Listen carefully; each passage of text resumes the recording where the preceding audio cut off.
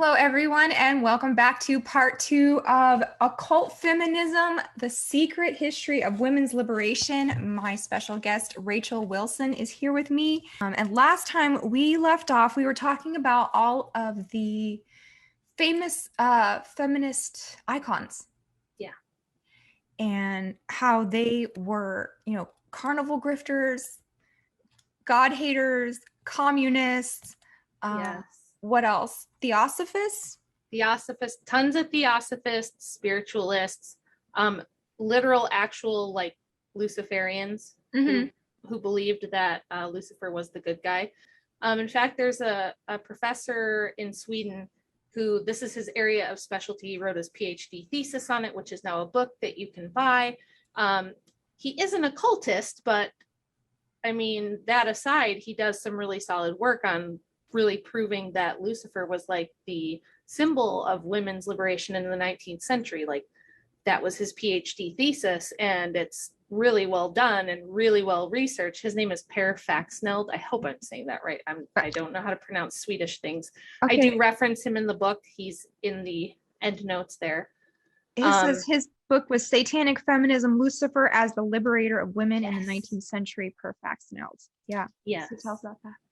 Yeah, so I mean, he did some really in-depth research on that, and especially in America, but also in England. In the West, it was a very like liberal, a little bit more, you could say, bourgeois type of feminism. It was more the wealthier ladies and like the political class who were the ones pushing this, and they didn't have the same idea of Christianity that you might think they would, and how they wrote the women's Bible and stuff like that. And they really saw Lucifer as the good guy. It was a very kind of Gnostic idea of like Lucifer being the liberator and the light bringer, and like a Promethean myth kind of thing, where it's like, oh, he gave us knowledge and he's going to liberate us from the evil patriarchy, just like he did, like he gave us fire, he gave us knowledge, or, that kind of idea. That reminds me of what we were talking about before, Inanna.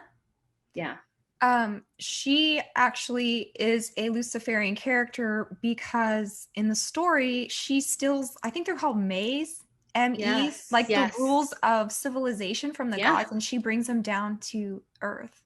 Yes, same thing. Yeah, it's like a lot of the ancient myths are like very similar, like a different cultural retelling of the same type of ideas that have been around forever, which is really like what I'm trying to get across in the book, is that this is not new. People think feminism is like a new thing. Now, there is one big difference, though. There's one big like dividing line in the history of feminism, which is the industrial and technological revolutions. So you might have noticed that it's really gotten crazy since the Industrial Revolution. And that's because prior to that, I think that technology gives women like the illusion that we're the same as men. It gives us this ability to think like, well, I can have my own job, I can have my own apartment, I can get my own income, I can have my own car. What do I need a man for? Whereas if you and I were here 500 years ago or 1,000 years ago, well, we would probably think that we couldn't very well protect ourselves as women from like invading bands of marauders, or we might not be able to hunt or do a lot of the like heavy manual labor that men had to do before we had technology and industry. So since that happened, that's why now feminism is like the dominant ideology in the first world. If you look around when there's like a natural disaster or a serious emergency, nobody is a feminist. That's the one time that you will not, nobody in a burning building waits for the feminists to run in and rescue everyone, right? When there's hurricanes and there's giant floodwaters everywhere, you don't see like pictures in the media of brave feminists carrying women and children out of the floodwater. It's always men doing that. So nobody's a feminist on a sinking ship. Right? Exactly. That's right. So I think that it was really the industrial age that allowed this ideology to flourish so easily. The Luciferian stuff in the 19th century, yeah, they saw Lucifer as the great liberator. And really a lot of people who were into that more liberal ideology, which included feminism, started to either turn Christianity into something else that fit this paradigm, or they just straight up went for the Luciferian stuff. because they trust his judgment. They respect him. They know they can trust him. He has integrity. Those are like truly masculine traits. And the patriarchy, when it's done well, is supposed to be like that. It's laying this huge responsibility at the feet of men. And in exchange, you know, we kind of do all the things that they can't do because we're entrusting them with like the defense of the home and the family and the nation. Weren't they talking about a female draft, or did that happen? Or... Oh yeah, that's been being discussed for maybe the last 15 years. I remember that first seriously, like I think somebody wrote up legislation for that right around the 2008 election, because I was watching that election pretty closely because of Barack Obama and all that kind of stuff. And Ron Paul was running. And so there was, I think it came up in one of the debates that somebody wanted to introduce legislation to have women in the draft because they wanted them in SEAL teams and they wanted them in Green Berets and they wanted them in all these like elite military fighting forces. And it's like, well, if you're going to do all that, you know, it's just inevitable where it was headed. Like, well, we should probably have women in the draft too, because you want equality, right?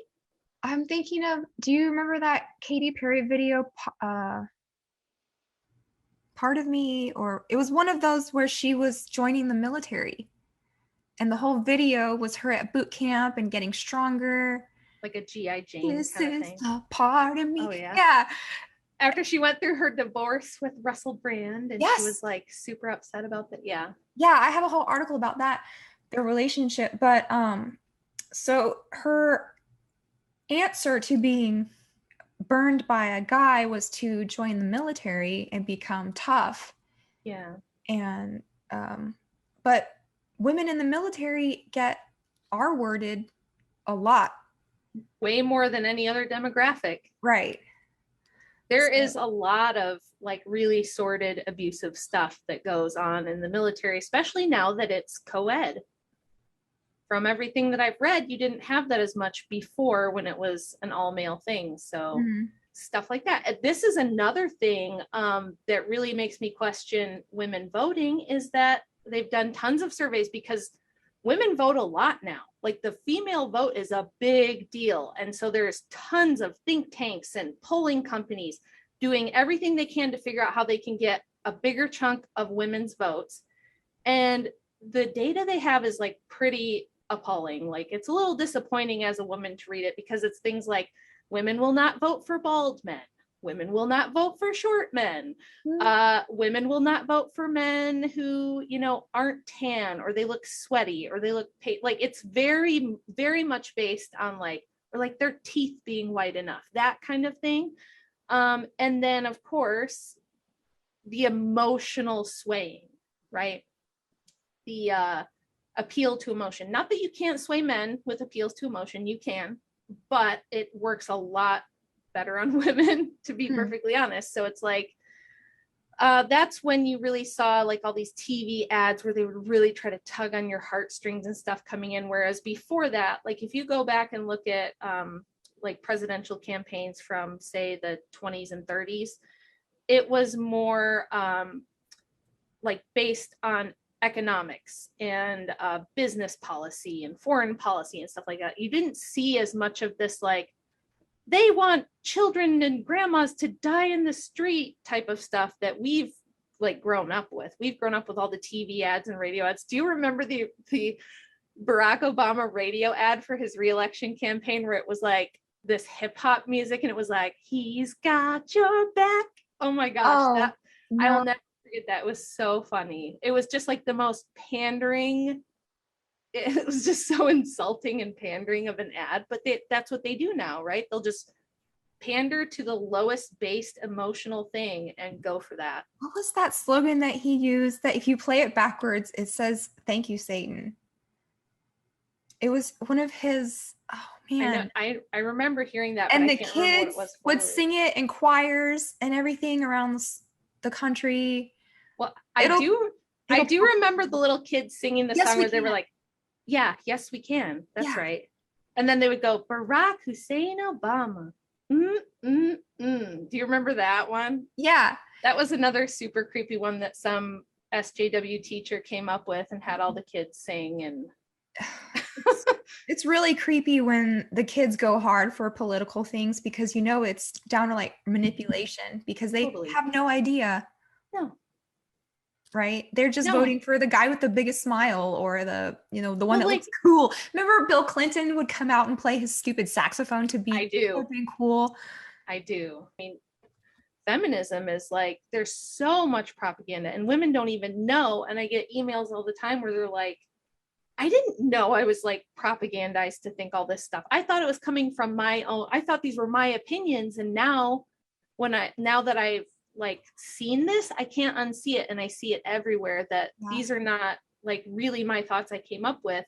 They're things that have been beaten into my head my whole life. So they just seem obvious, like you hear that kind of thing from people on a lot of different like social questions where it's like, well, yeah, obviously everybody thinks this. Mm-hmm. And most people don't question it because we're busy living our lives. And it's just like my poor grandma's 96 and she did all of the stabbies because she grew up in the Walter Cronkite era where it was like everybody trusted that stuff. She's like, well, the news said it was safe. So it has to be safe. And my dad even was like, well, wouldn't that be illegal? And I'm like, I know. It's funny to see their like blocks that they put up, because one time I was talking to somebody and I was describing some things and he goes, I believe that could happen in Russia, but not here. Oh yeah. Like, why not? Yeah, like, right. Okay. We're all about everything's honest over here. I know. And it's like, we have to be a little bit delicate with boomers because they were probably the most heavily propagandized generation. And they were in this weird little point in time where it was like they had TV and radio and music and pop culture, but they didn't have the internet yet. So they didn't really have any dissident voices. They didn't have Halleck's Shones, and they didn't have like all these other resources. They didn't have CIA.gov where they could literally go and read classified documents for themselves. So they, I think, got the worst of it because it was like they got all the propaganda with none of the counter propaganda, with none of the other stuff that you could potentially undo some of that or see through it with. So I feel bad for them. And I have made the mistake in the past of trying to like dump some of these truth bombs on boomers. And it, like, I'm not kidding, you can really mess them up like psychologically trying to do that. So I'm always like, you can't just take a hammer to like boomer programming. I know. You can like seriously have to deconstruct it slowly, and you can't just splooge it all on at once because like it'll hurt. Yeah. And they'll kind of start freaking out. So yeah. This stuff is like very real. The propaganda aspect of the things that we're talking about with this social and cultural engineering, it's very real, and people don't understand how intense it is. So well, they grew up thinking that like top men go to esteemed places and figure out important matters and it trickles down. I'm like, that's just not is what's happening. No. But so we were talking about the characters of feminism, and I was wondering if you'd heard of this lady who I found in another book about Karl Marx, and her name was Kate Millett. Have you ever heard of her? I don't think so, but I love finding new crazy feminists. So you'll tell me. You'll have to look her up because she wrote a book called Sexual Politics in the 70s. So Kate was a Marxist feminist. She was friends with Yoko Ono. Okay. And this book, Sexual Politics, is like considered the Bible of women's liberation. And she is called the High Priestess and the Mao Zedong of the women's movement. Wow, I don't know how I missed her, except that in the 70s, there was this massive explosion of like feminists, and I could have gone for like hundreds of years with how many of them there were. So I only picked a few that were pertinent, but she sounds fun. Because, well, her whole thing was like the Cultural Revolution is destroying the nuclear family. Okay. And so she was trying to promote promiscuity, eroticism, prostitution, and HOMO, SCX. And her sister actually claims she was literally possessed. Like her sister disowned her, didn't want anything to do with her because she thought she was crazy. It was very common in ancient times with the goddess worship stuff to have like full moon orgy type of things, so that the father of whatever babies were produced couldn't necessarily be pinpointed. They didn't have, tests and whatnot back then. So it was like, we're gonna all just run a TRAIN, and that way we can raise it communally. Again, the communal raising of children, the starseed moon children that just belong to the village. Hillary Clinton said it takes a village. That was a big thing when she was like running, and that comes from somewhere, and that's where that comes from. And yeah, again, it's just like this. There's no nothing sacred about you other than that, right? And yeah, you're right. That's not like, I don't know about you, but that's not what I want. I don't want the whole town going to town on me every time there's a full moon. No, and this is like the doesn't rights sound fun to me. When they're trying to strip you of rights about your body. I believe that. Yeah. Because in Brave New World, nobody had rights of their own reproduction. You had to acquiesce to anybody's advances, or you were like an outcast. Did you remember that part? Yeah. Yeah. So you're a bigot if you don't sleep with me, and you can't say no. And then here's another thing. Feminism is funded by elites. It's not a grassroots women like supporting each other, getting together. Hold on. Are you okay? I'm in that audio. I can still hear you. Issue really quick. Hold on one sec. And yes, we are talking about how feminism was funded by elites. Can you tell us about that? It's not grassroots women getting together and getting things done. Yeah, it's always funny because if you hear about feminism in school, or you watch a documentary, or you just hear like feminist professors talk about it, they just act like it was just this thing that just organically happened on its own, where women just kind of like looked around and went, oh my goodness, we're being oppressed. This is really unfair, and we should like do something about it. And so they started making pamphlets and marching, and slowly people just joined along. That's not really what happened at all. Like most social movements, it was pushed and engineered and financed by certain elites. And the people at the time who pushed this some of them were the usual suspects that we all, like, if you're in this world, you kind of know about people like, Carnegie's, Rockefellers, those types of like big legacy families that had a lot of money. But Ava Vanderbilt Belmont was like the main financier. There were a couple of other ones.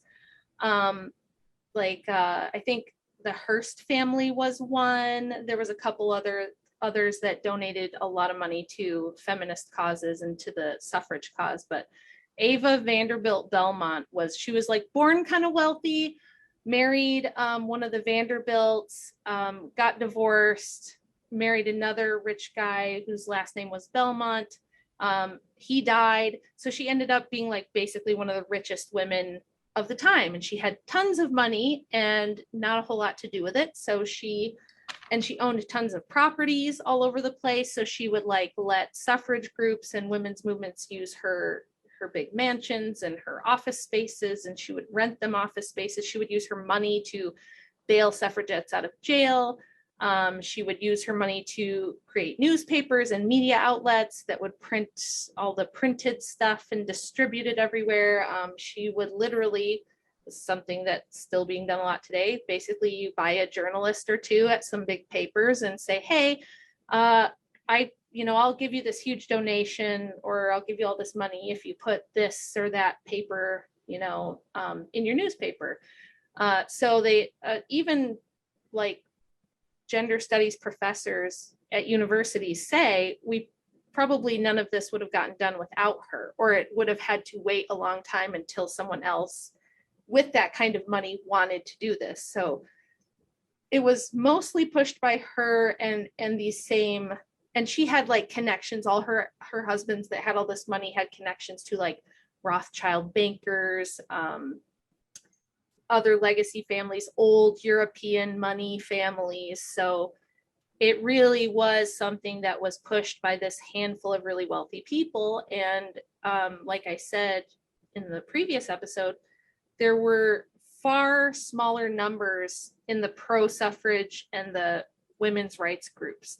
They were a smaller elite circle of these wealthier women, which is one of the problems that like a lot of the Bolshevik feminists hated it. They hated Western feminism because they were like, it's just for the elite. They want property ownership for themselves. They want to own businesses. They want to inherit wealth. They don't care about like actual women and the actual plight of women. They say they do, but it's mostly just that they want to be able to get divorced and inherit the money. And there was some truth to that. It's almost like every disenfranchised group has another like group that preys on them by using the charity against them. Yeah. Does that make sense? Like BLM. Yes. It was very similar to that, where you have a handful of really wealthy people funding and financing all this, and the few at the top get some money out of it. But their people on the streets are the ones. So like the suffragettes who were out on the streets, they were the ones that were getting like, some of them did violent protests. They were like bombing places. They did like TERROR campaigns, and they would go to jail, and they would go on hunger strikes. And there was like somewhat of a brutal aspect like out on the mean streets with regard to this kind of protest stuff. But it was never like the people with all the money pushing it. You know, they would like bail them out so they could cause more anarchy and more problems. But they, you know, those people weren't getting their hands dirty or anything like that. It really was more of like, you know, if you were a wealthy wife of a Rockefeller or a Vanderbilt and you wanted to be able to divorce him and take more of your money and create art museums with it, or, you know, whatever thing that they were into. And a lot of them were really into some weird esoteric religious stuff that they wanted to like give to different religious organizations and things like that. So yeah, a lot of the Western feminists were very like bourgeois, elite, liberal types of feminists, whereas in the East, it was more the Bolsheviks, but it was the same type of exploitation, right? So it was the same thing. The Bolsheviks, like the people who were at the top making all the decisions, having all the power and getting all the money, even though they were supposed to be against like people with upper class educations and upbringings, it was always upper class people like, you know, Trotsky and Lenin and Alexander Kollontai. They all came from noble families and noble backgrounds. They weren't peasants or anything, but they would do exactly what you said, which is be like, oh, we care about the workers, and we care about the peasants. And there may have been some people in those organizations who truly did, but for the most part, it was a vehicle to gain a lot of power and have more control. Another character you were talking about was Mabel Collins. Oh, yes. And Blavatsky, and they published a magazine called Lucifer, and the writings were channeled. And this is another thing you'll see with these feminists and the spiritualists and Isis Unveiled and Urantia Book and all these goofy, like, tangent witchcraft avenues. It's all going to be like con men, rich people, and mentally ill people. Yeah. Yep. Right. So it was a lot, everybody was doing a lot of automatic writing back then. And yeah, a lot of these, like even Alice Bailey and, you know, Madame Blavatsky and Mabel Collins, a lot of these people would, of course, say that they were doing this via automatic writing, that they would either go into states of trance or spells or seances or other things like that to contact these ascended masters or spirit guides who would tell them what to write. Now, the gender studies professors and the feminist professors, their spin on that is, oh my gosh, they were so brilliant because they figured out that no one would listen to them if they were just regular women writing. So they came up with this as like a vehicle to get people's interest. Right. Because they were just so smart. They were just so clever. I think it's one of two things. Like you said, it's most likely that they were probably con men. They were conning people. This was a way to get money. And these people all made money. That's the other thing, is like they did make money off of this. They weren't doing it for free or out of the goodness of their hearts or anything. They were, again, being just like Marx was, they were being financed by wealthy people. wealthy people would buy them homes or give them money to do this sort of thing. And then they would sell the books and sell the pamphlets, and they would get speaking fees and go on speaking tours. But they were doing all types of like esoteric magical things to produce these feminist writings. So it's either one of two things. Either they really were contacting spirits, or they were full crap. What's funny to me is when these characters have a falling out between each other and what they fall out over. And in your book, you were talking about how Blavatsky accused Collins of tantric black magic and being too slutty. Yeah. Right? Yeah. And just, I did get not very some feminist good of you. chuckles. Right? She should be able to like slay.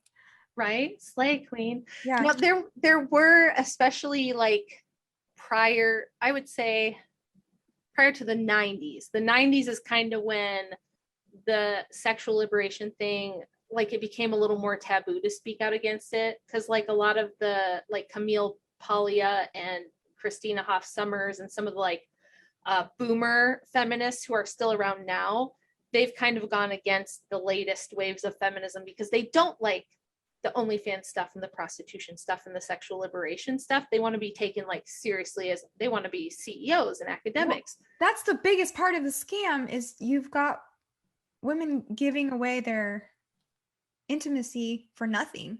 Yeah, for free, just for attention. It's literally just for attention. It's for like, in a way you could even say it's like for psychic energy. Like some of these women that do this stuff, it's like they want attention. They want, like when we talk about simp culture, where you get guys who will buy Belle Delphine's bathwater for like $20,000 or whatever. Yeah. That gives her like a tremendous sense of power. Like these people will grovel at my feet. You know what I mean? It's kind of a way to reach this level of power over people that most women throughout history didn't have. There might be a few like Cleopatra or Helen of Troy or somebody like that, but it's like a modern version of that, only all you need is a camera and an internet connection, and you can get this insane level of men who don't have anything, right? They don't usually have anything else in life. They're probably depressed, they're isolated, probably have terrible home lives and backgrounds, and they're willing to do whatever just to get a tiny bit of attention or acknowledgement from this woman behind the camera. And that's just a tremendous amount of power that's going to corrupt you. Like there's no woman who can just handle that and not have it corrupt her to like very bad levels. Nobody who makes a killing selling pictures of their feet on the internet is going to respect men anymore. No. They know that their weaknesses and exploit that. So you mentioned another character, Florence Farr. Yes, she was one of my favorites. And she was a girlfriend of Aleister Crowley. He always pops up. He's like my Kevin Bacon. Everywhere. He is. Yeah. 6 degrees to Crowley, or less than that, because he is one of these pivotal characters that just like influenced so much. So she was girlfriend of Crowley. George Bernard Shaw and W.B. Yeats. Yes. She said that prostitution should be treated as sacred, and that's exactly what we've been pinpointing in Ishtar and Nana lore, and OnlyFans just makes it that much easier. And you said she was an occult priestess known for her ability to summon powerful demons. So this is another feminist icon, conjurer of witchcraft, right? Yep. Exactly. And it's exactly the stuff that you know all about now from all of your study of like pop culture and Hollywood.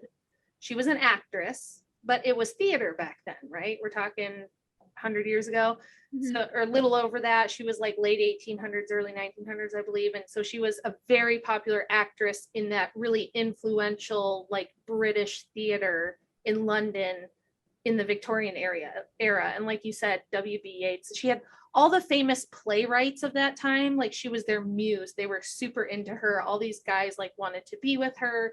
And she got into the occult, and became super popular and very powerful because all these, basically all the guys who were into the occult wanted to be her boyfriend. Mm-hmm. And she ended up with her own like order in the Golden Dawn, I believe, that she was like high priestess of. And but her life was really tragic. And another thing that all these women have in common, their life is very tragic, very depressing, and they usually meet a horrible end. And she did too. Like, she died of awful cancer, and she was alone and never had any kids.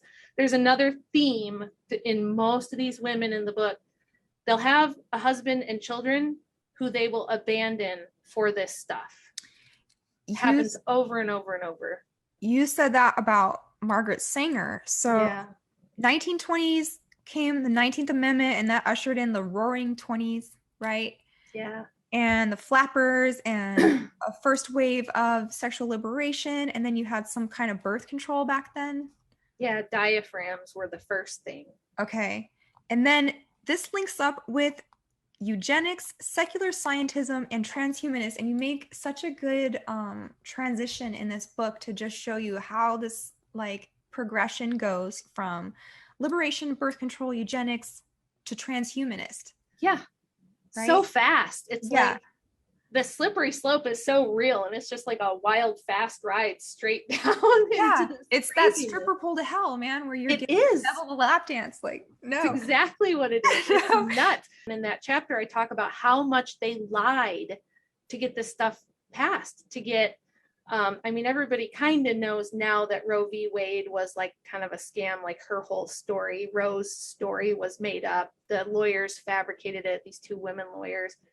But same thing with getting Planned Parenthood clinics established and getting birth control established. It was the usual suspects: Rockefeller funding, institutes over in Europe with NAZI doctors who were studying eugenics and things like that, and they helped Sanger and the Rockefeller Foundation develop the pill and get it legalized and widely distributed. And they said, so at the time, and this is another really common tactic, they said we have to have ABORTION clinics because it's going to be a temporary stopgap measure, right? Someday in the future, everyone will have birth control. We'll have the most technologically advanced, amazing birth control, and family planning will be the easiest thing ever. It'll just be like planning your breakfast. So there won't be any more unwanted babies. But we're not there yet. So temporarily, we have to have these clinics. And Sanger wrote a book. She put together a book that she said was compiled of a couple hundred letters from women all around the country that she had received with horror stories about having a bajillion children, right? Like, I'm 22 years old and I'm on my 15th baby and we're all starving and we're not going to make it through the winter. Please, can you get us some birth control because I just don't know what else to do. Do you remember that sculpture? It's in like the Netherlands or something. It's that guy who's like being beaten down by babies. He's got like babies. I don't think I've seen that. It's some like pro-family planning sculpture, but I'll send it to you. It's really funny. It's a meme. Like, he's just fighting off babies like that. It's really funny. So ridiculous.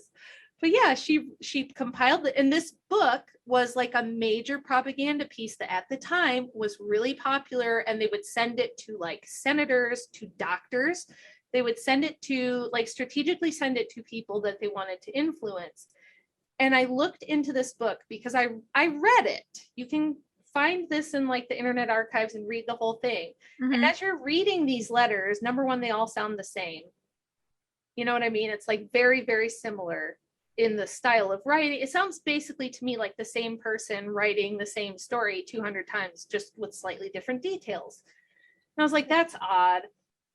Yeah. But if these were letters, surely we have some of them, right? So there's a whole project to preserve everything we have on Margaret Sanger, because the leftists at universities think that she is literally a goddess. They think that she is like a savior of humanity. So they have a thing called the Margaret Sanger Papers Project, which archives anything and everything that she's ever touched. They've probably got like her tea napkin that has her lipstick on it or something.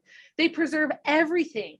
and her children and her grandchildren have helped with this effort because they get a lot of money off her name. Her son, I think, one of her sons, and then grandson have run Planned Parenthood since her death.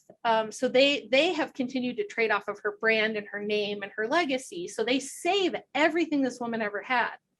Do you know how many letters of the, so she said this was just a couple hundred letters of the 20, I think she said 20,000 letters she got from women. It was some astronomically huge number. Do you know how many they still have? Not 20,000, I'm sure. 2. Oh, they I'm have sure 2. They got lost with Hunter Biden's laptop, probably. They did. They literally said, well, a lot of them were just lost to time. And she sent a lot of the letters to different doctors at different clinics when they felt bad about doing these ablations.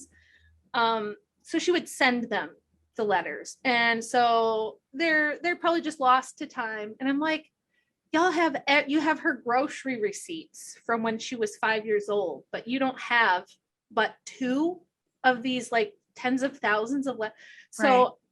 I'm 99%, like, my personal opinion, I can't 100% prove it, but I think that whole book was a giant propaganda piece and a lie. And it came out later that much of what that organization did to get their clinics open was lies. There were people who were former employees, former doctors, former bureaucrats at these places who came out later in the 50s and 60s and said that it was all lies and baloney, and it was lots of forgeries and lots of spinning, and same with the whole back alley con man forgering things. What are you talking about? So much. What? I would come down all the time when I was researching this, and I'd come marching down the stairs and I'd be like, Andy, you're not gonna believe this thing I found. And he'd be like, what is wrong with these people? He was just like, it's just all like lies and fraud and baloney. And I was like, yeah, well, basically. Like you said, it's a spiritual battle. So here's the sculpture.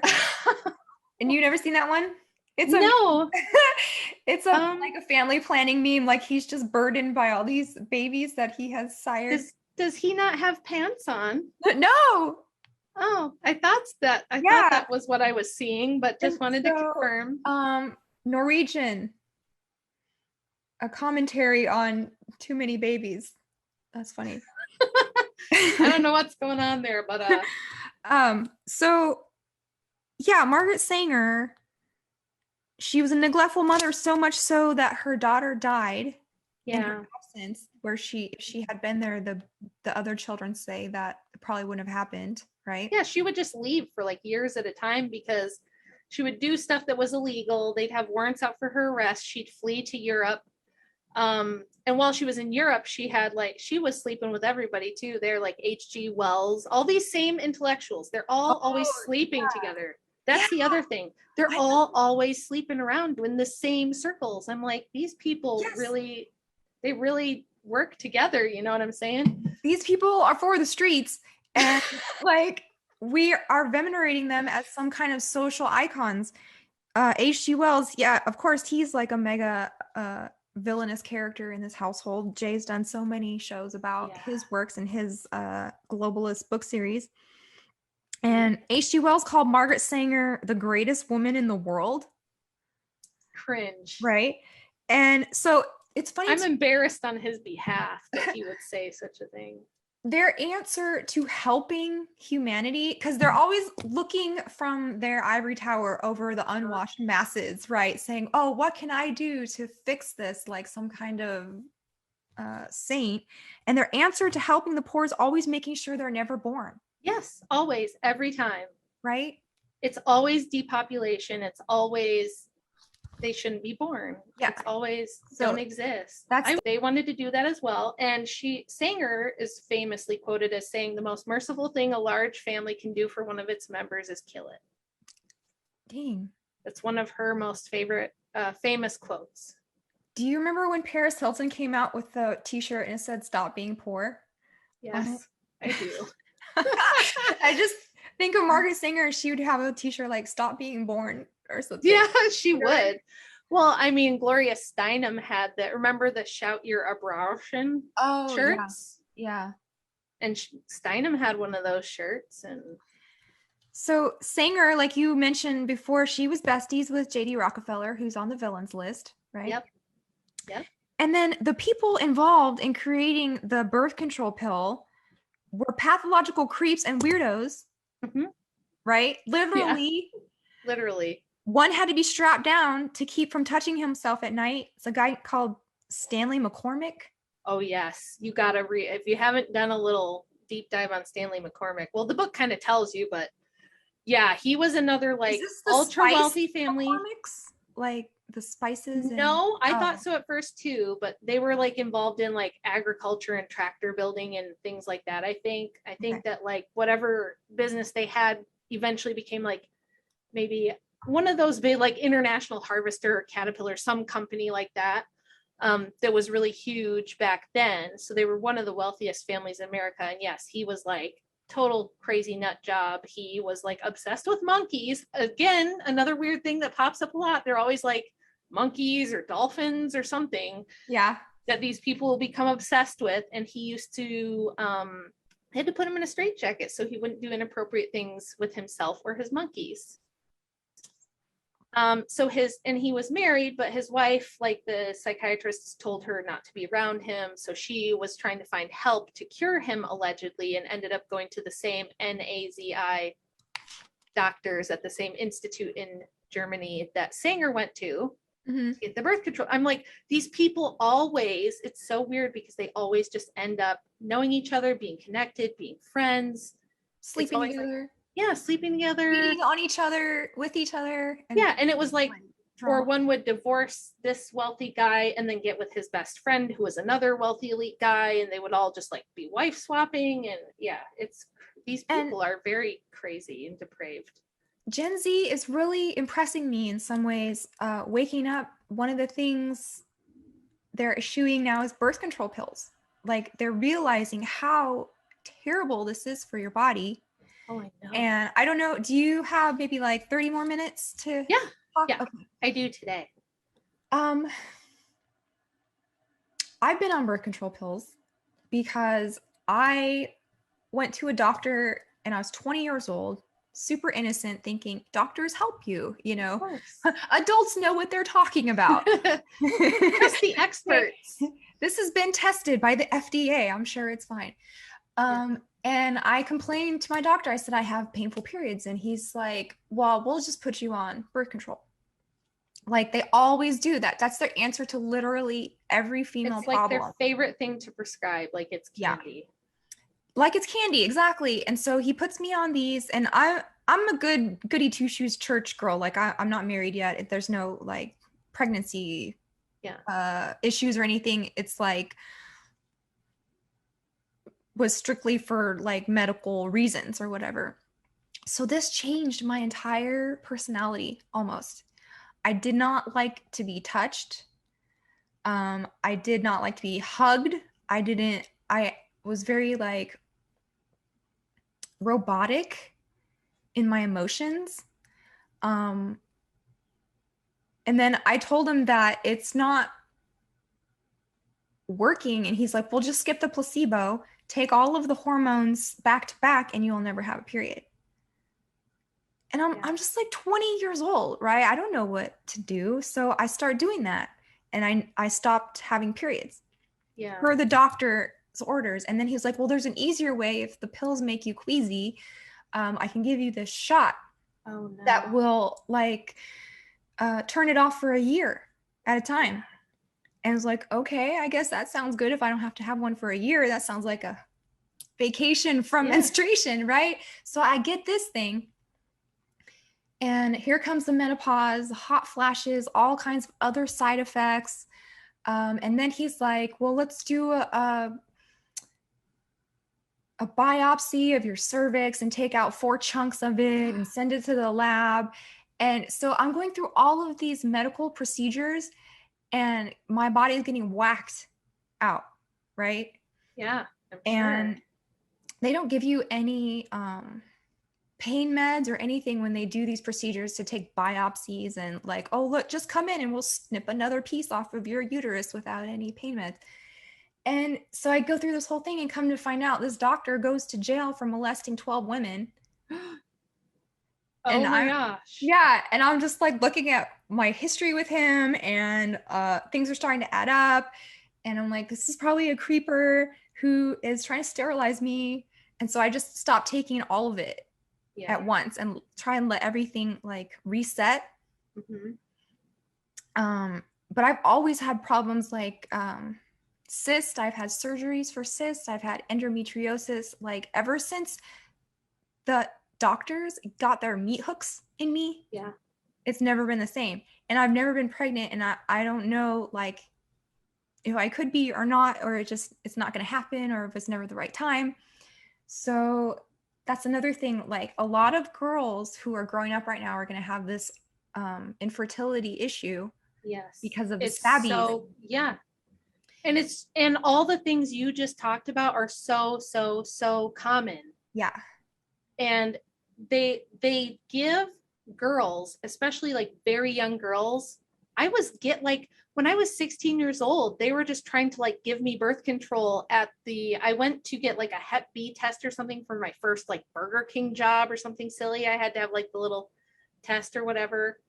And they were like, we can give you free birth control and condoms. And I was like, no, thanks. Like, I'm good. And they were like, really? Because we can just give you a pregnancy test and an exam, and then we can give it to you for free. And they were just like, it was almost like they were pushing it. And I was thinking, why do you all want to give me this for free so bad? Like, what? And it's not really informed consent, because they'll just basically say like, oh, this is very safe. Everyone's on it. It's super well studied and it's very well tolerated. And they just put everybody on birth control. I think I have a stat in my little stack of stats for debates that 88% of American women will at some point be on hormonal birth control in their lives. That's a lot. I know. It's not fair. There's so many side effects they don't tell you about. Especially, I've seen girls who are like beautiful and fit and thin and normal size, and then they get the one in your arm and just blow up. And I'm like, and they think they need to diet and exercise, and then they start the eating disorders and the self-harm and everything. I'm like, girl, just get that crap out of you. Like, it's so true. Well, birth control made me insane. I tried it a couple of times, and it would either give me terrible migraines, and they put me on like every different kind, because I wouldn't do this now, obviously, but when I was younger, I was like, I want to like slow down having babies. Now, of course, I wish I could go back and like just keep going. But at the time, I was being pressured from everyone around me. Like, why are you having so many kids? Why are you having so many kids? You're going to be poor. They're going to grow up poor, and you're going to be poor, and everything's going to be terrible. And people just like try to doomer you so bad about having children. I would like, by the time I had 2, everyone around me was going, well, you're going to stop now, right? You're going to stop now, right? You're not going to have more, are you? That would be weird. Why are you having more? And it was just like, I really loved having kids, and I wanted to have more. Me and Andy both always say we wish we would have had like 2 more, which people think is nuts because we had 5. But at the time, I'm like kind of caving to some of this pressure too, and going, well, maybe I should, I guess, and all right. And so I would take pills, and I remember like sobbing at a coffee commercial. It was like a Folgers commercial where the kid comes home for Christmas or something. And I'm just like bawling, and it would just make me crazy. I'm like a very like level-headed person for the most part, especially like for a woman, I guess. And it would just make me like an emotional basket case. And I would get like weird anxiety. I would get terrible migraines. And it was just awful for me. Do not recommend. I know that there are some people who do use it and like it, and that's fine. I'm just saying they really overprescribe it, and they really undereducate people on the potential risks, the side effects, how it can affect your future fertility, all the things that you just mentioned. I totally agree with. I just wish I had never met that guy. Oh, yeah, I'm sure. This has been a lifelong thing to try and repair what happened. Awful. Like something happened to me, it was like that traumatic of a thing. And so like another thing is overpopulation is a myth for one. And this is really bigoted of people to act like if you're born poor, you're not worthy of life if you're not going to have money, right? That's not very woke ideology to not allow people to exist just because they don't have as much money as you think they should have. I know lots of poor people that love life. Yeah. They're rich. Well, They're not. They just Andy don't grew have up in money. like abject poverty. He was one of 7 kids, so there was 9 people, and they lived in like a tiny 1-bedroom cabin for like half of his childhood, where he would like sleep in a closet or on the couch. But he was like, I didn't know anything was wrong. I was like perfectly happy. Like Mhm. if we had food to eat and I had like a place to sleep, I was just a little kid playing outside and like I was happy. And now he's got kids that wouldn't exist if his mother had like thought that he should be terminated because he was going to be poor. You know, like poverty is a temporary situation, especially in America. Like that doesn't last. There were periods where I was like really destitute too with all my kids when I was young, and Mhm. And I'm pretty sure they're all glad that they're here. having a family that's privileged with money does not necessarily mean you're going to be happy. Like, look at Bill Gates's kids; they look miserable. Elon Musk kids hate him; they look miserable. Like, Yeah. Well, and like the people that we were just talking about, like Stanley McCormick and these like wealthy families, they weren't happy.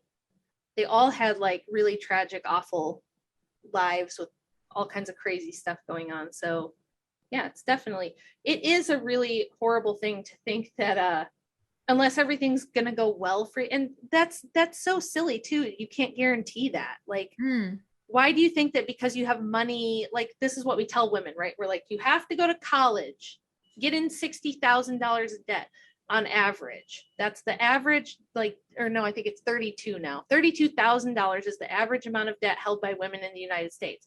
Women now hold 65% of all college debt in the United States. We tell them go to college, get a degree, get in debt first, then start a career, and you have to get your career established and get to the point where you're making good money. Then you can start thinking about getting a husband. And after that, you can start thinking about having kids. Well, for most women, that's all going to be like she's going to be 35 just starting to look for a husband. mm-hmm. And that doesn't work. But they look at people. That's another scam. They suck you into student loans, taxes, jobs, voting, all of it. I don't want anything to do with that. No, and it really is. Because it like locks you into being a cog in the wheel. You are obligated to your debt and to your company, and you've already got like how many years, 6 or 8 years, all this money that we've put in for your schooling. You're just going to give this all up for some silly pipe dream of having a family. What if you get divorced? What if he leaves you? They fill her head with all these like scary scenarios of what could happen, and that she needs to be a dentist first. And she's like, if I establish a practice, it's going to take like 10 years. And then once I have an established practice, why would I leave? And she just like felt so trapped and didn't know what to do. And that is the norm now for women. We push them into this and tell them that if they don't do these things, they're a loser, they're lazy, they're not smart enough, they can't hack it in the real world, you're going to be vulnerable, right? Like they scare women and say, if you don't have your own money, then you'll be trapped in an abusive marriage and you won't be able to get out. You know, and it's like, we don't ever do that to career women. We never say to career women, well, what if you go through all this time and money to become a psychologist and the field is like totally oversaturated and you can't get a good paying job? What are you going to do then? Well, what if you decide to be a musician and you break your hand? Then what are you going to do? Like, we don't scare the bejesus out of career women with all the things that could go wrong. We only do that to women who say that they want to have families. And I think that's super unfair. It's illogical. It's not rational. And it's very silly. And so I think most women are like pushed into this more than like, I don't think they really just want to be Hillary Clinton when they grow up. You know what I mean? No. I think women are more romantic than that. But going back to the occult real fast, and then we'll come back to what you're talking about. Marjorie Cameron is another feminist icon. And if you haven't heard of her, she was the girlfriend of Jack Parsons, the occult rocketeer.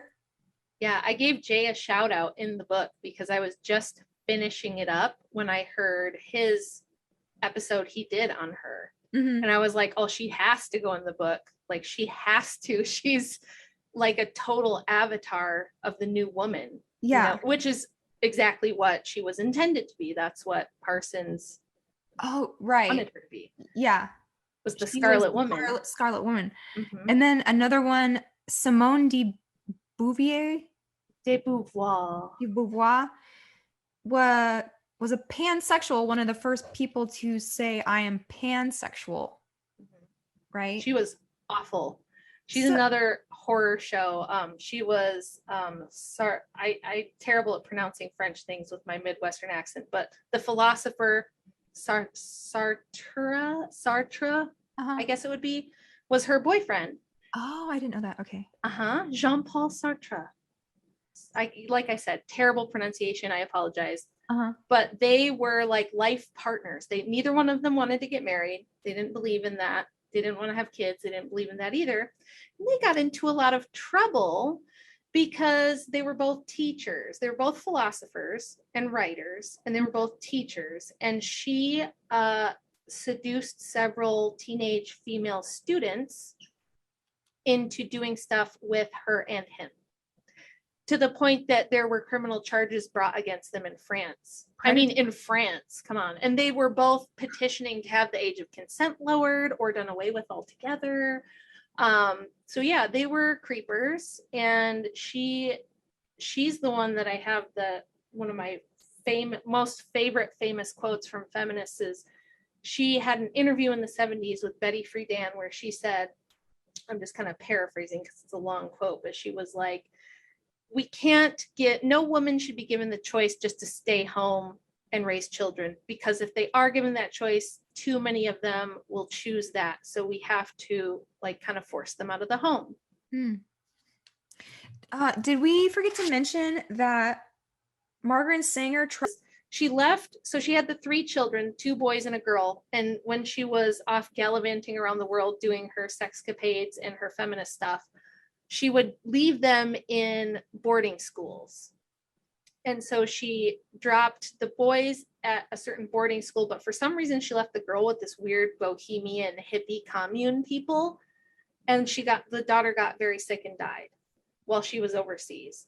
And the one brother always blamed her and said that wouldn't have happened if he would have ever been here, because he was writing her letters saying, our sister is really sick, like something is wrong, you need to come home. And she wouldn't come home because she was afraid well, number one, she was with all her boyfriends, which she was super into. And then the other reason is there was warrants out for her arrest here in the United States. So she didn't want to come back. And her daughter died in these people's care. The longer you live, the more you realize that promiscuous people are very damaged. Yes. And desperate and narcissistic. They're not liberated. No. They're not cool. They're not sexy. They're not attractive. They're not free spirits. They have weak boundaries. Yep.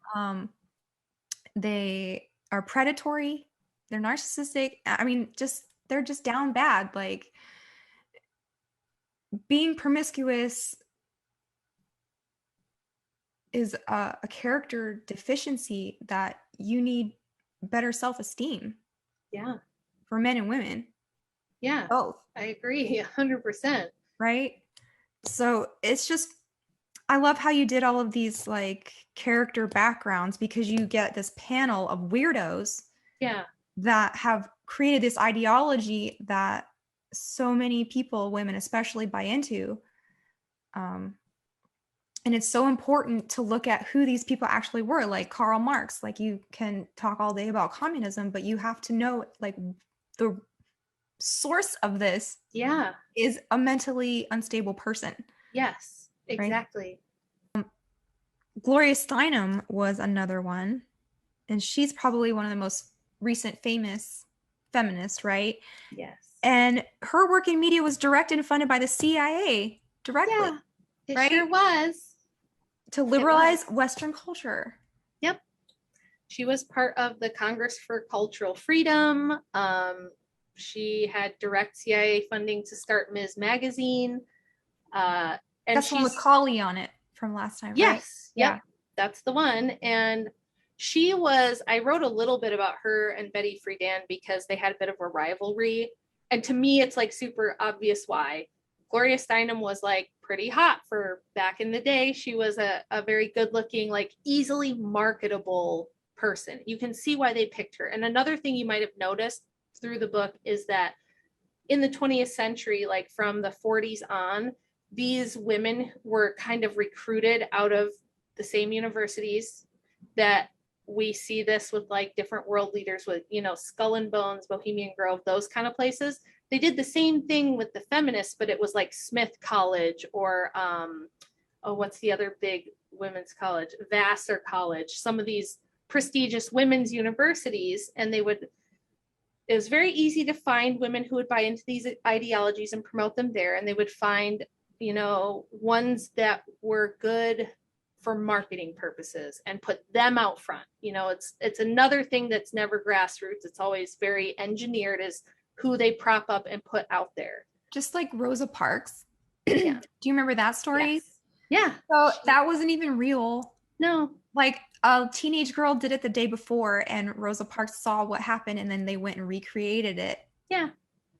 With the media for clicks. Old-timey clicks. Old-timey clicks. Yeah. Old-timey clickbait. Yes. Yeah, it was. Exactly. And so like Friedan was not attractive. She wrote The Feminine Mystique, which, so Simone de Beauvoir wrote these like very high level, like she was really smart. She's one of the few that I was reading her books going, wow, this lady was like really intelligent, horrible, very evil person, like literally like morally inverted a person, but very, very smart. Her stuff you can read and it's like very high level. Alice Bailey's stuff is horrible. It's the worst writing ever. It's just like bullet point lists. It's like a nightmare to read. I'm just like, I can't believe people read this on purpose. It's painful.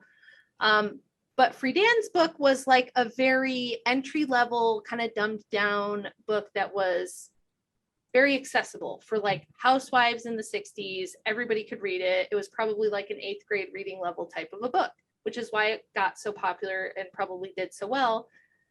But she was not attractive and she was not like marketable, and Steinem was. And so they had this rivalry because Friedan would always be like, well, you know, I think that I'm better and I think that my ideas are better. And she thought that Steinem was too radical with the abortion stuff and things like that.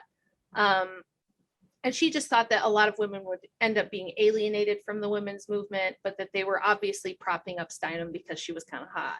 And it's kind of true. Well, she got a job undercover at Playboy, right? Yes. Uh-huh. Yeah. Yep, she did. And they always send these people to India. So like, that's another thing you see over and over is sending everybody to India, whether it's Blavatsky, Bailey, Steinem spent a couple years there under the Congress for Cultural Freedom. And that's another thing, much like MK Ultra, that the CIA says, oh yeah, we shut it down, but they didn't. They didn't shut it down at all. They just rerouted funding through the Ford Foundation and kept the whole thing going.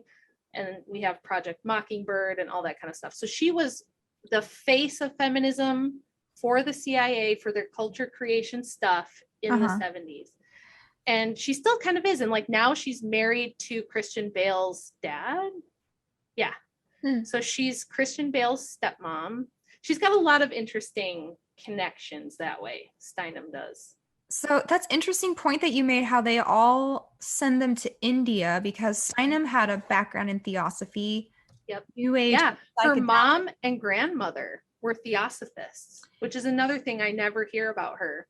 So no one can build a cult faster than an Indian, I feel like. I know. A guru, a yogi, a swami.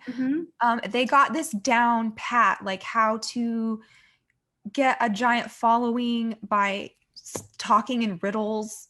I'm thinking of like Bikram. Yeah. Yoga. And those like Yogananda dudes and Osho. Yeah. Always about restricting your diet. Yep. And you had a really good Bible verse in your book, 1 Timothy 4:1, lying spirits, forbidding to marry and commanding to abstain from meats. So that's in the starter package of feminism. It is. It's right in the feminist starter pack. Isn't that weird? It is weird. And why they always go to India and Tibet? Yeah. and come back with this Eastern mysticism stuff that ends up being New Age stuff. And it's so annoying, like, because Buddhism, if you really look at like Buddha's life, he did not respect women. He held them in a very low esteem. Yeah. Like the Buddha. He like Yes. left his wife to go find enlightenment. And Don't they? That's exactly what all the feminists in my book did. yeah. Left their husband and kids to go find enlightenment and spread feminism around the world. But the second book that I'm working on right now, I'm super excited about it because I'm covering like Russia and Eastern Europe and the Bolsheviks and their feminist revolution, and how a lot of these people, again, were involved in espionage. These are the things that always go together, right? It's espionage, the occult, and then social engineering stuff. And always stuff.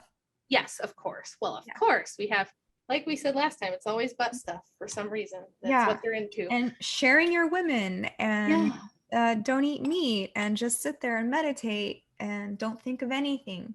Yeah. Just clear your head out. Well, they had quests to Tibet and India and all that stuff too. They were doing the same stuff, right? Mm-hmm. But instead of it being Western liberalism, it was Bolshevik and Soviet communism. And look what has swept through Western women's culture is yoga. Yeah.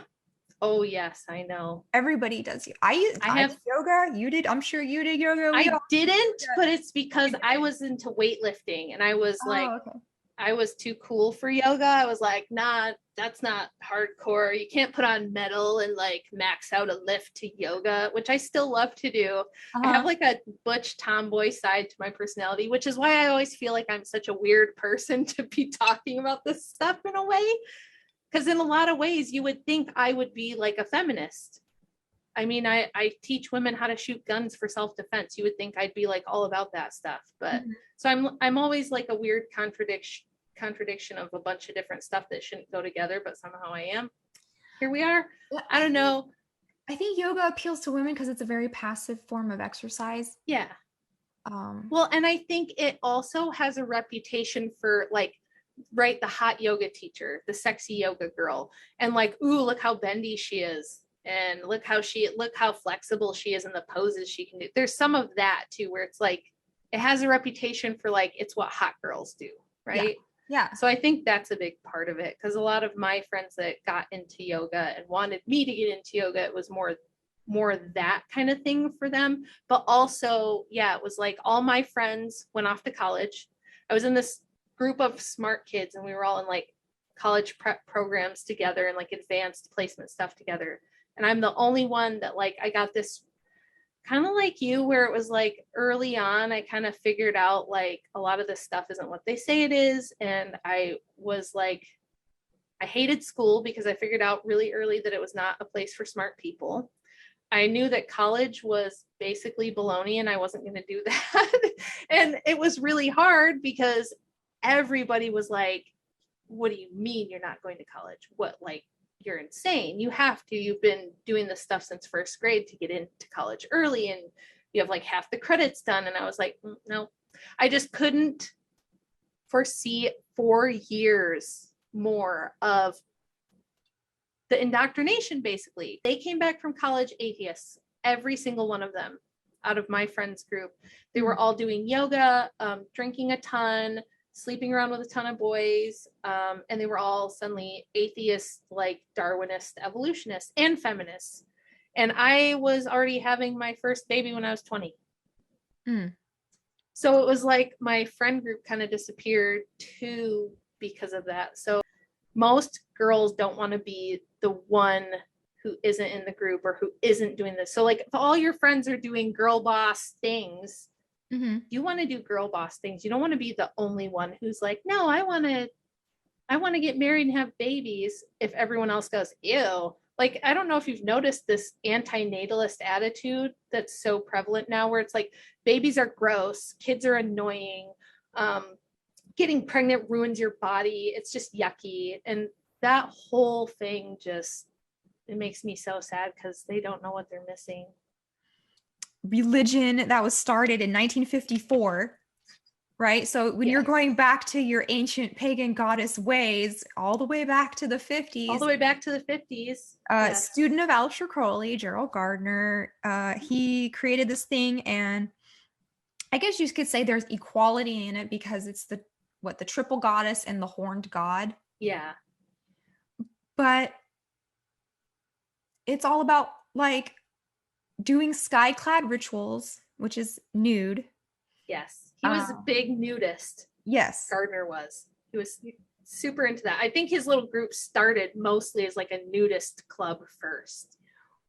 The more you study gurus and people who do this, cult leaders, it's just all about having harems. That's it. It is.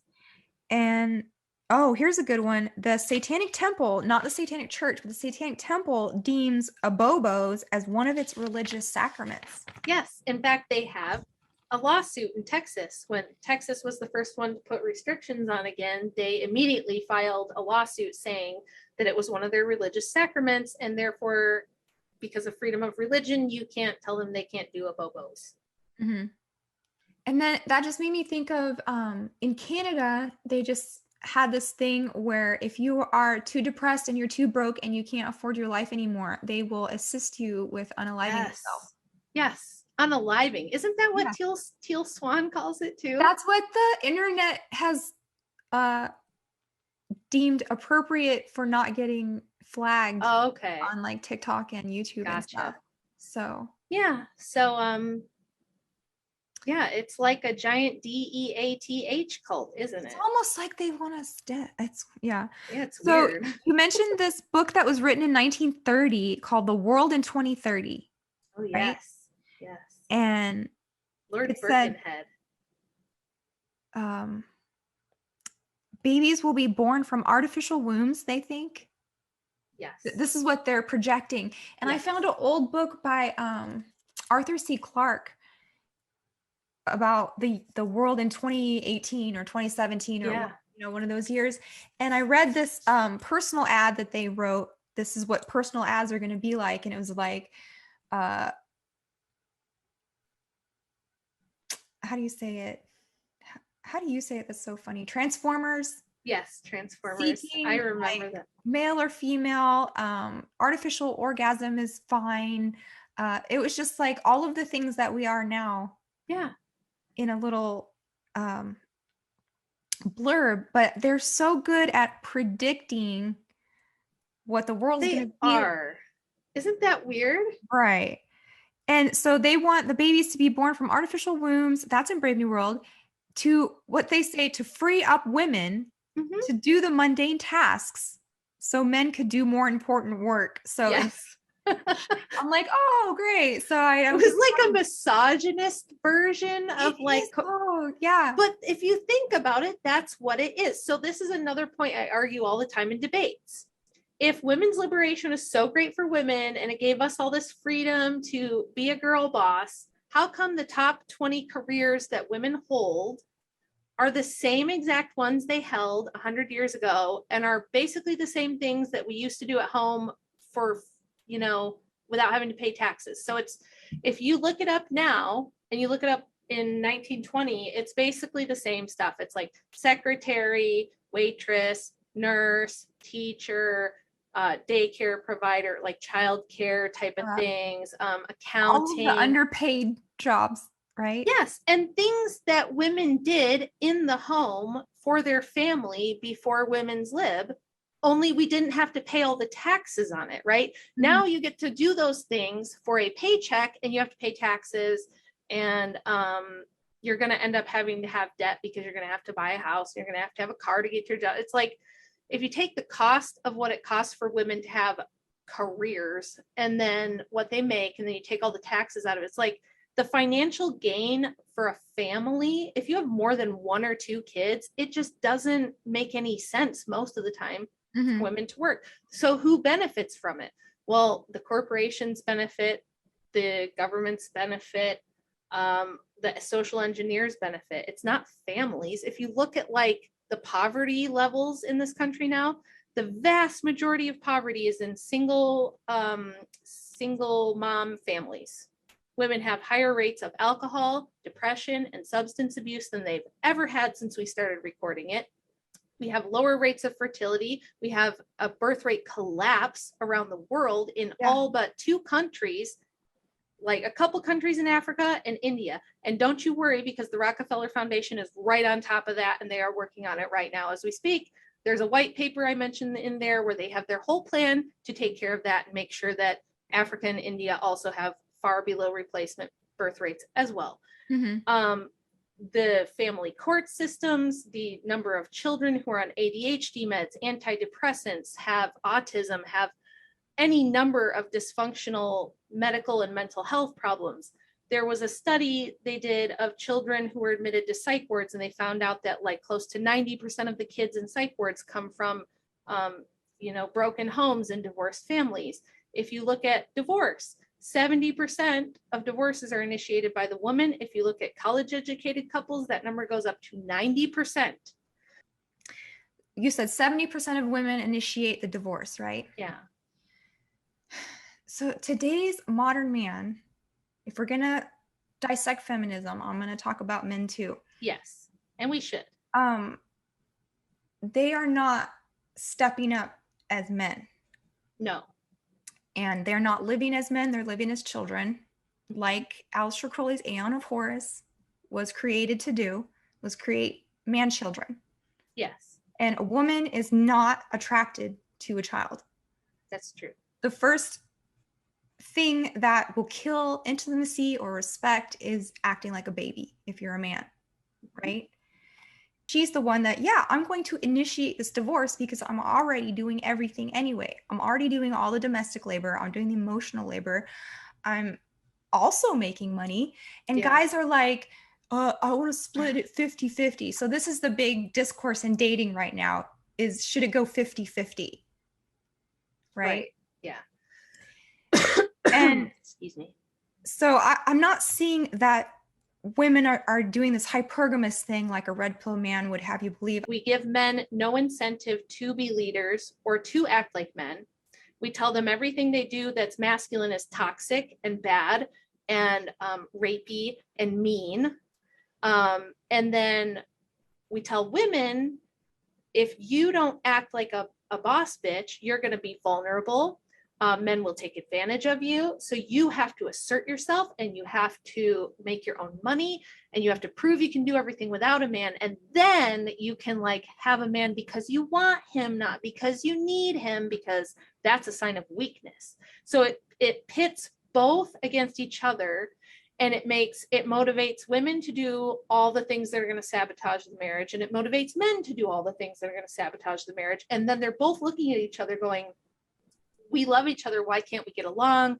Why isn't this working? Why can't we make it work? Like, I see this a lot. I saw it with my parents. I saw it with my first relationship, with a lot of my friends. And it's like, everybody on both sides is being incentivized to do all the wrong things. And it's like, if you take away every incentive for men to act like men, they're going to act like babies and play video games and do whatever and be like, whatever, I guess I'll just watch sports ball and play video games then. And I'm just going to be defeated and I'm just going to cross my arms and be like, whatever, women are just like stupid and mean and I'm not going to try. And then the women are like, well, I'm just going to have to do everything myself then because he's a Homer Simpson. He's a Ray Romano. Like, you have these caricatures since the 80s and 90s of all the men being bumbling fools who can't do anything, and the woman always has to like Lois Griffin and married with children. Yes, married with children, where it's like the man is useless and worthless anyway, and the woman has to like step in and take care of things, and she's the sensible one who has her head on straight. And it's like, we've just inverted everything. I feel like both roles have been inverted. We've infantilized men, and then we've told women they have to be the boss. And then we wonder why marriages don't work. Mm-hmm. It should be obvious, but it's not. Usually, I think this is what happens too, is like, people can be okay with like, so when you're dating or you're just married, you don't have kids yet. He's making money, you're making money. And when you're not at work, you can have fun. You can like cook the dinners together. You can go out on the town. You can go on your vacations. It's like, usually works out okay at that point. It's when kids get in the mix that becomes the issue, where it's like, now we have a division of labor issue. And it's like, well, who's going to stay home if one of the kids gets sick? Who's going to handle the emergencies when we get phone calls from school because somebody peed their pants or they threw up on themselves, like all the things that happen. Who's going to take Junior to baseball and Jane to gymnastics? And it's like this constant fight. And you end up always comparing, like, well, I did this and this and this, and you didn't even do blah.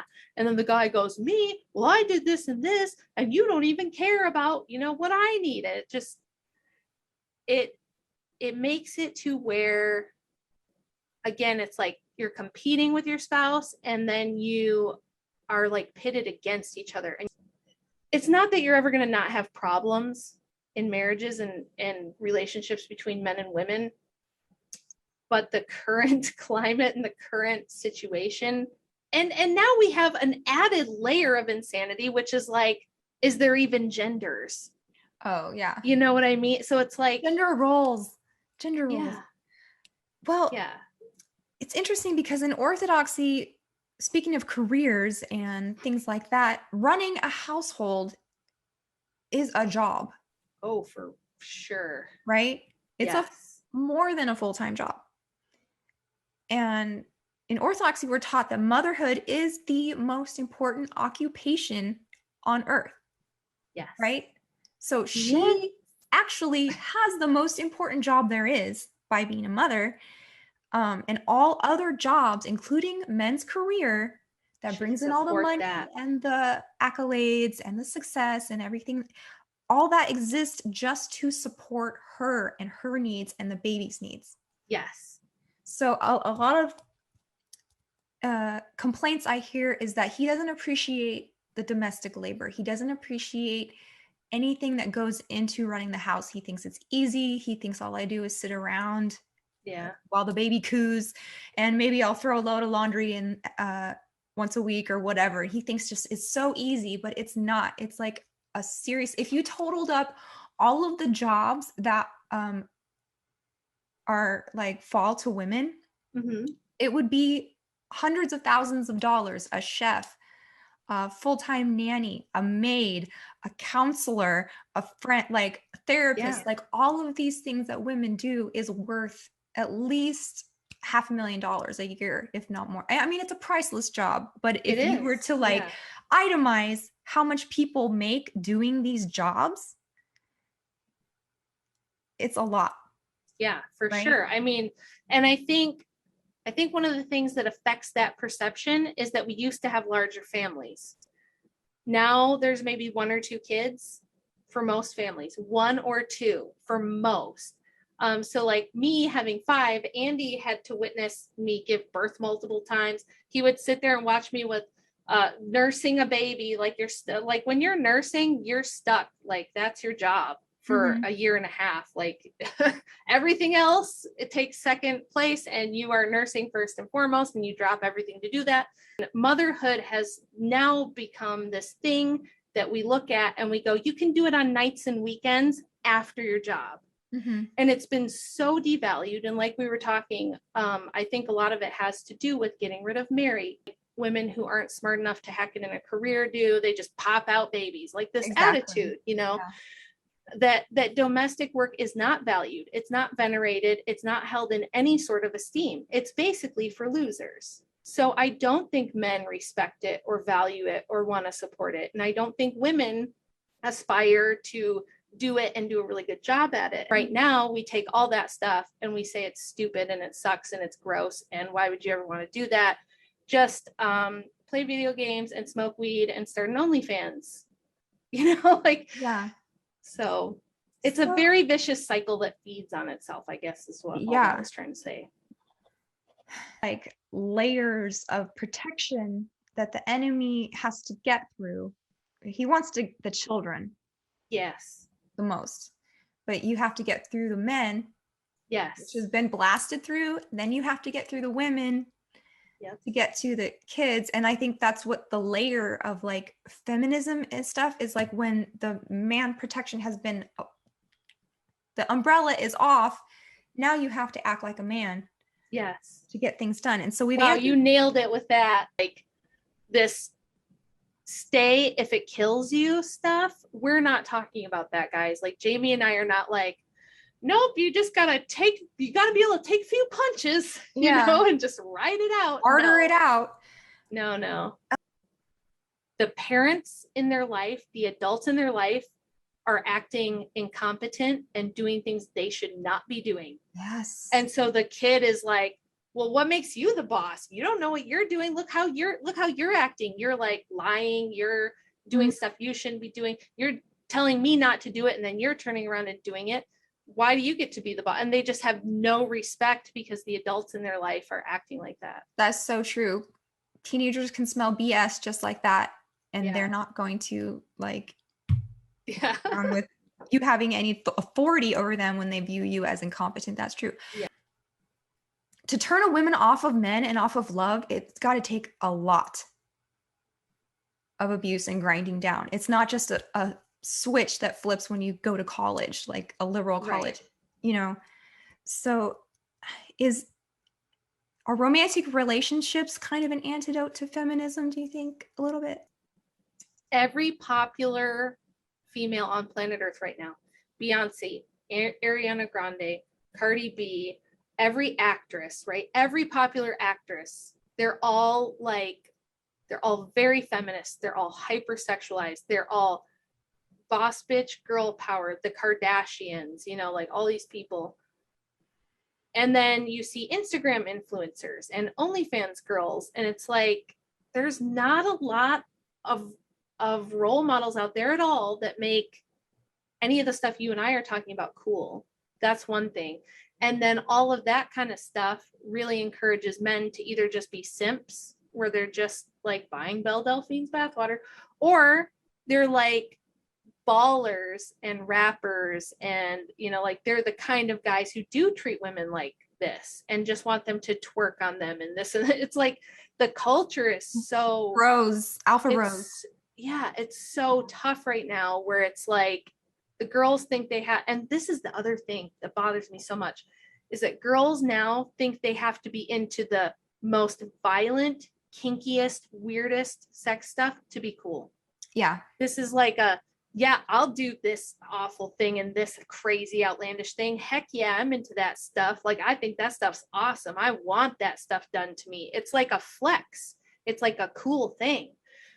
So given all of that that's going on, it's really rough to like even find that romantic soft that we know is in girls. You and I know that's in there, and you see it in them when they're small. You still see that in little girls, but it's like what I'm seeing with my kids' friends and stuff is like by the time they hit right around 11, 12, it starts to change. They're suddenly like watching Transformers put on makeup on YouTube, right? And they get like the 50,000 eyeshadow palettes, and they're learning how to do drag makeup on themselves, and they're listening to this kind of music and watching these kind of videos and trying to emulate that behavior because it's cool. And it's been a problem for my kids who are homeschooled, who are like, I don't like that, and I'm not into that, and I don't want to do it. Like, it's weird when their friends come over, they don't know like what to do sometimes. So I'll be like, get in the pool, or like I'll try to find things for them to do that are fun that don't have anything to do with that. But it's really hard, and I see it and I'm like, this does worry me. But I feel like girls who are sincere and they do want to be a wife and mother are in danger almost, because like you said, the culture is so degraded right now. Yeah, that the kind of guys who find them are not. Yes. If they don't also have a little bit of street smarts, and know what red flags are and stuff like that, then they can get their heart ripped out very easily. Oh yeah. And that's basically what happened to me. Yeah. It's basically what happened to me. And I thought I didn't, because I was raised in rural middle of nowhere, so I was pretty naive, but I thought that I was like pretty savvy and pretty smart and nobody's fool, and I didn't think I was falling for it. So it's like it's a tough thing. I don't know, like, do you restore the men first? Do you restore the women first? Do you try to restore them together? the block. Like, I feel like that's the foundation block because, you know, when you're walking down the street, men aren't like calling out, "Hey, baby, want a family?" You know what I mean? Yeah. They're not saying, "I'll take our kids to church." No, they're not saying that. Mhm. So you can't find a perfect spouse. You have to find someone that the base is there. You know, they have the same beliefs as you and they have a good heart and they're willing to work on it with you. And you train each other how you want to be treated, you know? I feel like if you're looking for a wife or a girlfriend, like, don't lead with, "I want a submissive." It sounds weird to me. It does. It sounds like almost like BDSM or something. It Like, does. I'm a dom looking for a sub. It's just like, It does. Yeah. So don't say I that. want a partner. Okay. I don't like want a daddy.